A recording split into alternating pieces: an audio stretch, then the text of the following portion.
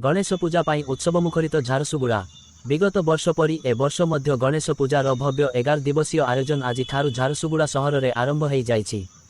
सहरर विभिन्न अंचल थिबा गणेश पूजा कमिटी तरफ छोट बड़ तथा आकर्षक पेंडाल निर्माण कराई आज गणेश पूजा आरंभ करा जाइछि। झारसुगुड़ा सहरर प्राय सबु अंचल गणेश पूजा आयोजन होइथिबारु संपूर्ण सहर उत्सव मुखरित हो उठिछि। आगामी 11 दिन पर्यंत एही सबु पूजा कमिटी तरफ विभिन्न सांस्कृतिक आयोजन कराइबा सह सुस्वादु भोग मध्य बंटन कराजिबो।